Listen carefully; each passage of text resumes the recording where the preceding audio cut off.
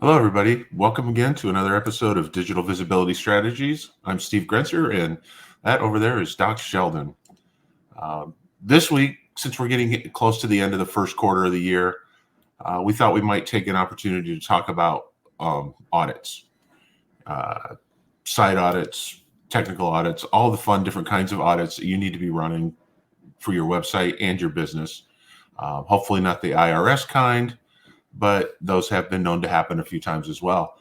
Uh, Usually, you know, when we run audits, or at least when I run audits for clients, I try to run one a year, even if I'm doing all of the work, because things change, whether it's accessibility regulations or PPC tactics or SEO, things change.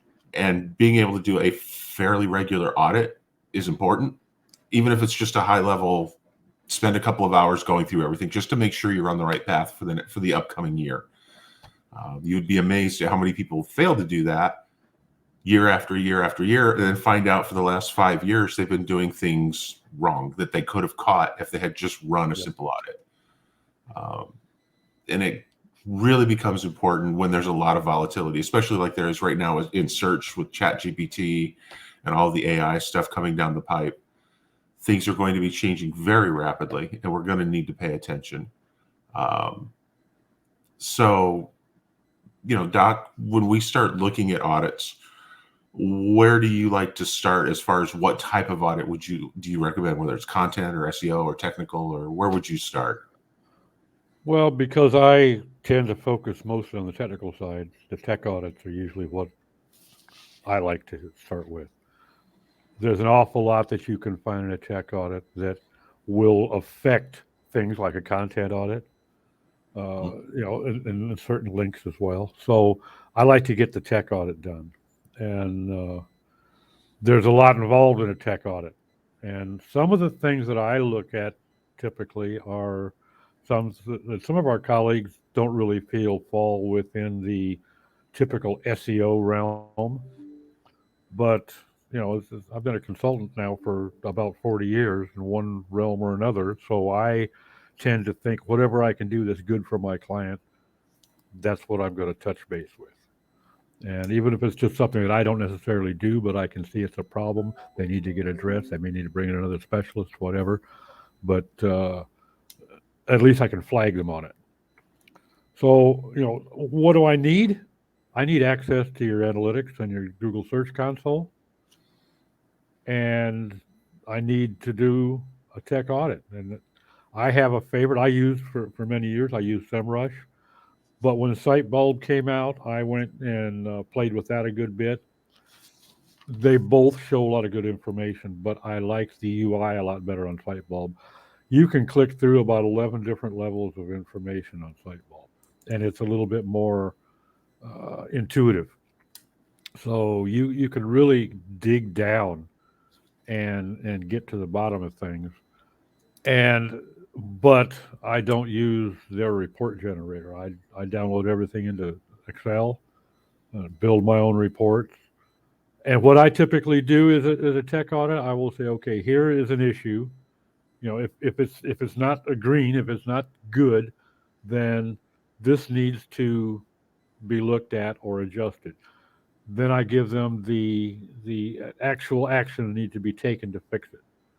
I give them the risk and results, in terms of good and bad. If you do this, you should see this. If you don't do this, this could happen. You could get a manual action. You could lose rankings, whatever. Part of that is going to be a gap analysis. But then I'm getting more into the SEO side. But I will look at that. But on the tech side, I'm going to be looking at everything from the site architecture, the URL structure, navigation, how fast everything loads. Are there deferrals that could be utilized to make it load faster? The I typically, as part of my tech audit, I take a superficial look at the content just to see if it's scattered topically, Mhm. and that is going to that'll indicate to me that I need to tell the client we need to do a content audit. Okay, which is going to be in depth and it's going to be a separate issue.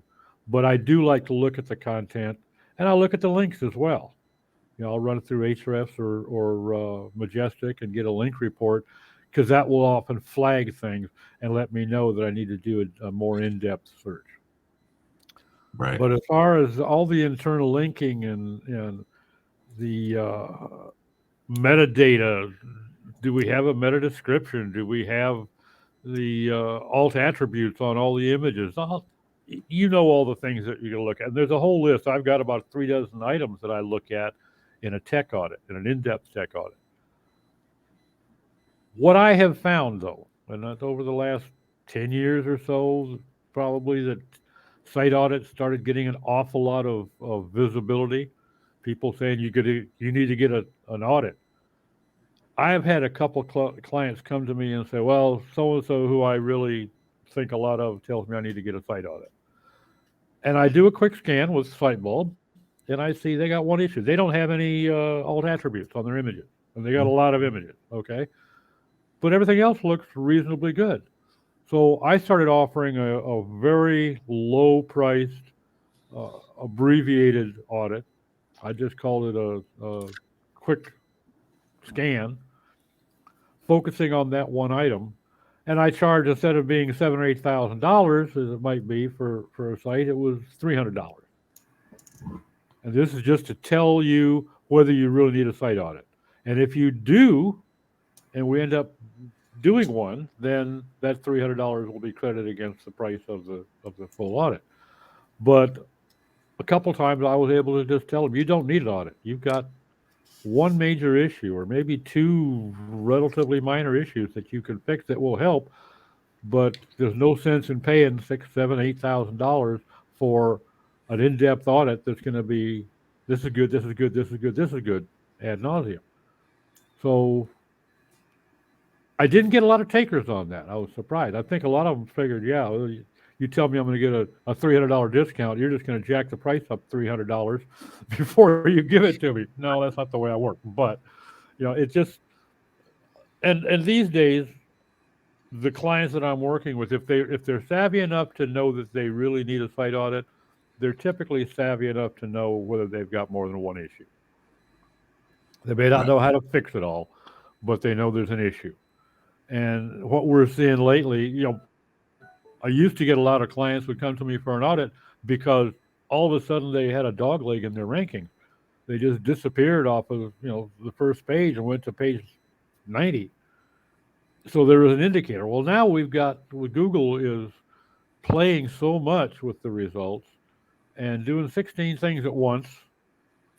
You can't really use that as an indicator.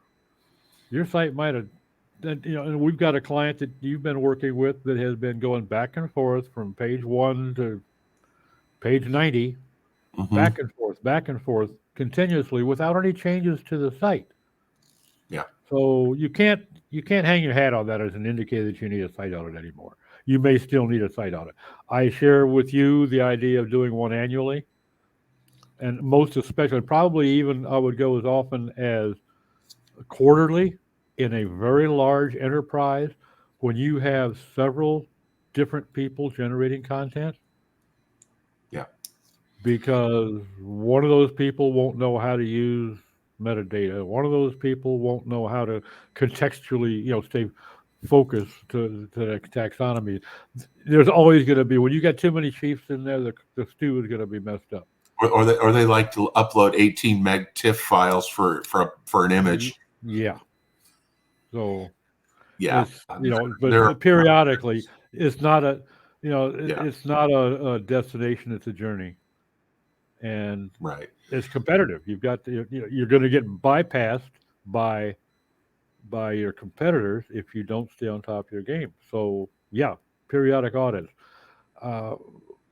Not so much with the link audits because having a nasty link profile used to be high risk, and anymore Google is pretty much happy to say that if we don't like the links, we'll just take it out. You don't have to disallow anymore. You can just for the most part, yeah. I think that's not necessarily 100% true. If you went out and bought 25,000 links on Fiverr, you probably want to do a disavow file. I've But worked with a client before where over the course of the last 3 years, like clockwork, every month they get 300 to 500 new toxic link domains pointing to them. mhm. I mean, it is an ongoing year on year thing that you can count on it. It's going to happen. So then you have to figure out why that's happening. And the general response is they upset someone. Mhm. And that one person has decided they're just going to keep throwing bad links at their website forever. And sometimes there's no solution for that. Um, but regardless, another audit that I run on a real regular basis is an accessibility audit, Oh yeah. um, especially on clients who update their own websites.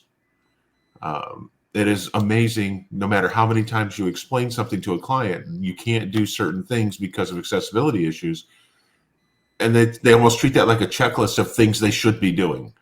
Um, and it can be really frustrating. And it's always the basics. It's the things that tend to also help you with your SEO. Yeah. And that's the thing about accessibility that so many people need to really understand. Good accessibility is also good for SEO. Those two things do not exclude each other at all. Um, so one of my favorite browser tools is from Axe. Um, so Yeah. we host a lot of websites, and the ones that we do monthly, maintenance contracts on, that's just part of it. We'll run a quick scan and see if something has changed, whether the accessibility guidelines have been updated like they were not too long ago from 2.1 to 2.2.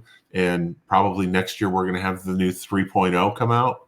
Yep. Um, and you're going to have to re-audit your website because there will be changes.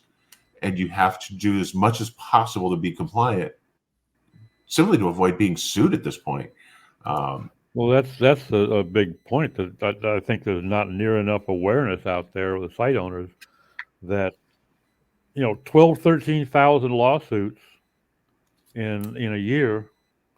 They're not all Amazons and Facebooks. There are some small business sites out there getting hammered. There's an awful lot of ambulance chasers that are yes, drumming up business by engaging a whole army of people to go out and visit this long list of websites and run this test, and give me some feedback. And next thing you know, you got a class action.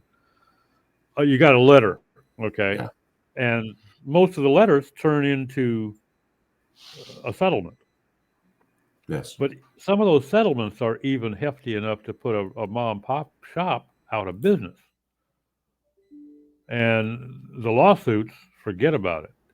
If you're not an Amazon, who can take a nine-figure hit? right. So So it's that definitely needs a periodic check, and I would agree. A monthly check, spot check on that is good. exactly. So, like I said, we'll put a link in the show notes afterwards to that tool. It's a great tool. It does not cover everything with accessibility. A real accessibility audit is going to run you 10 or 20 grand. It's just the way it is because it is a very hard thing to do. And there are no good tools that can test for everything. Fortunately for us, a lot of the ambulance chasers are using the same tools to find targets that we're Hmm. using to protect ourselves. So if you're good on your tools that you're using, you're probably at least going to be far enough ahead that they're unlikely to come directly after you. Although lately, you just don't know. But I would I rather be want to doing as much to be. I want to Go ahead. interject one comment here before I forget it. Anybody that's looking at overlays, don't, because these tools, so-called tools, they tell you, you know, hire us or buy this subscription and we'll make your site accessible. They don't. No. And the best thing you can do if you're going to end up in court or perhaps just talking to your attorney to determine whether you're going to try to settle or make the guy take you to court is to have some affirmative action historically in place. You've been periodically fixing things. You've made users aware on your website that you know that you're not 100% yet. And believe me, nobody out there is 100%, No, and it's not possible. probably ever will be. It's just undoable. So, the best thing you can do if you get up in front of a judge is to be able to show that you have taken affirmative action to constant improvement. Mhm. That's gonna be the difference between a six-figure fine and a four-figure fine. Okay, or no fine at all, and just they give you 6 months or 3 months or a year to fix things. So, it's not a matter of if you might get sued; it's a matter of when, if you're not going to address accessibility. Exactly. So, you know, we've talked about the technical audits and accessibility audits. Another audit that should be done on a fairly regular basis is your ads audits, whether it's Google ads or Facebook ads or whatever, especially if you are having your campaigns managed by someone else and you're not in them every day. Uh, not so much because of the changes that happen in the ads platforms, although those do happen quite frequently. What I have come across more often than not is contractors misunderstanding what your targets are, where they're targeting the wrong audience, the wrong service. And it happens. And you also run into problems with, especially with Performance Max, where it's kind of a black box where you're not entirely sure where that traffic's coming from, where it's going, and what it's doing. And we have some scripts available that we can actually pull the keyword search terms out of a Performance Max now and see exactly what Google thinks they should be sending you traffic for. And it has been kind of eye-opening to me of just how poor some of these campaigns perform. It's amazing because it is a black box and you can't really nudge it much one way or the other. We find Google just completely going off the rails and declaring, victory down the wrong path.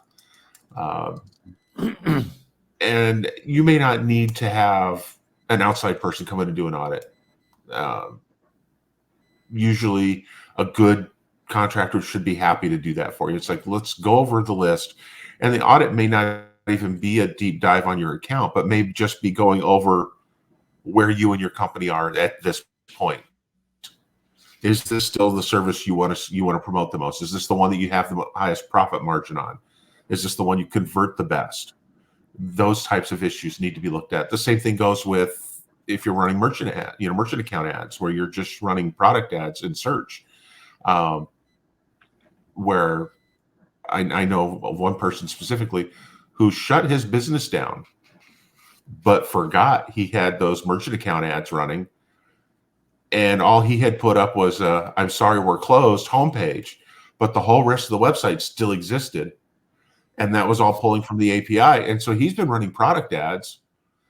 People have been going to his website trying to buy and can't because the business doesn't exist. And he didn't find this out until about 2 months after he'd shut the business down, when he got a phone call from somebody throwing a fit because they had placed an order and never got their stuff. So Wow. there are definitely some things to pay attention, especially on the ad side, because that's pure money out. And if you're not looking at that on a regular basis, and again, we're talking real high level audits, just these are the campaigns that are running, these are what we're targeting, these are the overall results. This shouldn't be an issue if your agency is sending you monthly reports. But I am constantly amazed at how many people are spending 10 grand a month or more and getting no reports. Or the agency is targeting a product that they don't even offer. That too. We had that last year. 10 grand worth of ads for a service that is not even offered. And never was. No, it never was. How the agency decided that was a term we're targeting, I'm not real sure. It was probably, and I'm going to give benefit of the doubt, a misunderstanding during the conversation. of, yes, we do this when we do these other things, but it's not something we offer. And their brain locked on, this is something we offer. And unfortunately, it burned a lot of money. And that's just the nature of the beast. Unfortunately, there's not a lot that can be done about that at this point. That money's already been spent. So keeping a regular eye on that is important. The other audit, and this is more in Doc's area, that should be done annually, is a content audit. You need to be aware of, is your audience changing? Is your target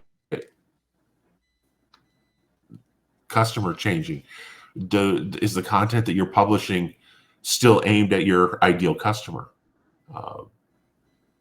These become huge issues when you start looking, 5 years, 6 years down the road.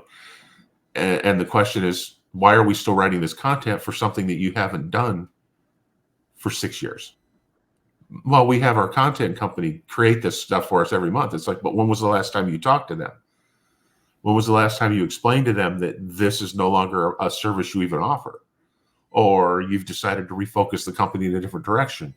Or just the content they've been sending you isn't good enough anymore because of things like the helpful content update. And that's not one you can recover from quickly. The HCU, it's a 6-month or more recovery, because once your website gets flagged, Google's not going to come back and check you on a regular basis to see if you're doing better. They're going to wait and see if there are other signals that tell them that you should be checked again. So what are some of the primary things you're looking at in a content audit, Doc? Well, aside from taking inventory of all the content on the site, obviously, that's usually the first step, simply because it takes some time. But I'm looking to see if they've ever defined their goals, defined who their audience is, defined which metrics they're going to pay attention to. Surprising number of clients don't do all of that. Then I want to see the content catalog. Let's see what kind of contextual relevance there is across the board. Are they spending too much time talking about things that have nothing to do with convertible issues? And then go through and clean it up. Some of that content can be deleted. Some of that content can be combined. Some of that content can be rewritten or updated. But and then when you've done all that, then you can adjust your marketing strategy. You look at a gap analysis. What are your competitors doing? What boat are you missing? Is there an opportunity there? Are they taking business away from you because you're not going after it, or are they just better at it? And so it's not really worth your time because you don't have the equipment or the manpower to do that well. Right. So you figure out what's your focus. So a lot of this turns into business management, because businesses aren't necessarily looking at how they should manage their business, how they should manage their customer base. Agreed. It can be frustrating, especially when you have if you're dealing with a website that has content going back 10, 15 years. Oh yeah. At what point do you don't want to just throw content away just because it's old? And then you have to wonder, how much is that old content helping support the current rankings for those pages or website in general? Well, some of them, you may have a 12-year-old article on there that can really pulls people into the funnel, that is getting a lot of attention. So you update it. You look for any information in that article that's outdated, new specifications, new references, whatever, and you update it. Don't just change the publish date and thinking that you're going to fool. Google knows that they've got that article 100% on, in their memory. And if they see that the only thing that changed is the publish date, you just shot yourself in the foot. Agree. And when it comes to things like that, you want to make sure that, I'm losing my train of thought here. With the older content, it does help with the newer stuff that's coming out. But at a certain point, you have to make a decision. Is this blog post about a parade that happened in 2011 Exactly. that's 200 words long, has one teeny tiny little picture taken from my little digital camera that I used to have? Is that still bringing any value to the website? Probably not. And so you want to start, this is where you want to start combining your content audits with your Google Search Console. Mm-hmm. Because the first thing that I like to do is take a look at all of the pages that Search Console has indexed versus the ones that are not indexed. And then look at those pages that are not indexed and try to find out why. Is it simply because they're old and worthless? Or is there a problem with your navigation that they're not being linked to properly? Internal linking issues? Google is not indexing everything anymore. Just because you publish it doesn't mean it's going to get indexed. In my opinion, that's a good thing for the internet. Mm-hmm. If it's a good thing for you, probably not. It just means you're going to have to step up your game and be better at what you're doing, which is a good thing for everybody. So, I mean, overall, I guess what we're trying to say here is you should be taking a good look at everything that's going on in your website and your business on a regular basis. It doesn't have to be monthly, it doesn't have to be weekly. Perhaps you might want to set up a calendar and say, okay, every January we want to look at our technical SEO. Now's a good time to start looking at the website. Where do we need to speed things up? Whatever. Maybe 6 months, like June or July, is a good time to look at your ads accounts because you're going to be rolling into the Christmas season soon. So you want to make sure those are up to speed. Accessibility, you're going to want to do that almost every time you update your content, especially if you do a major overhaul on your theme.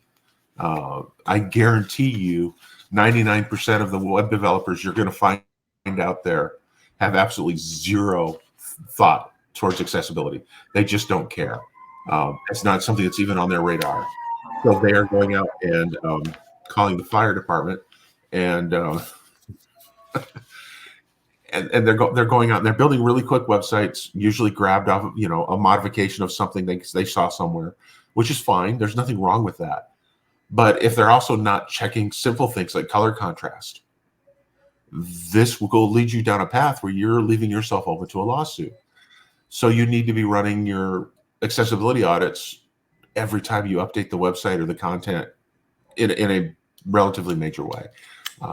That way you're sure you're keeping up with that. Content, again, maybe something that's run annually. Pick a slow period in your business where you're kind of not have a lot to do anyway. It's a really good time for you to go ahead and look over your website and say, okay, this content can be pruned. This could be made better. These things should be on your radar on a regular basis if you're a business owner. And if you're an agency, start offering these audits. They don't have to be massive $10,000, $3,000 audits. A simple 500, $495. We're going to go through your website. Here's a checklist of the things we are going to check. And it just gives everybody some peace of mind so that you're continuing on the right path, at least for the next 12 months. So, I mean, Doc, do you have anything else to add to that, or? No, I tend to think that annually for a content audit for some sites is going to be okay, but for some sites it should be more often. Again, going back to if you've got 4 different people putting content up on your website, you definitely don't want to wait a year and find out that you've got 76 posts from Susie Q that don't have any headings.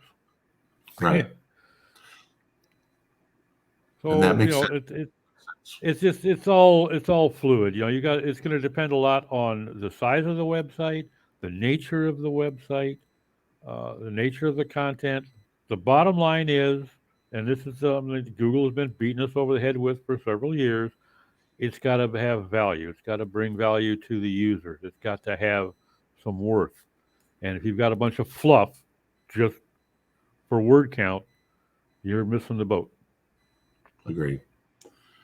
All right, everybody. I want to thank you all for stopping in and watching another episode of Digital Visibility Strategies. And hopefully we're going to have some guests here for our next episode. And look forward to seeing you all then. And I'll add my thanks to that. Everybody have a great week.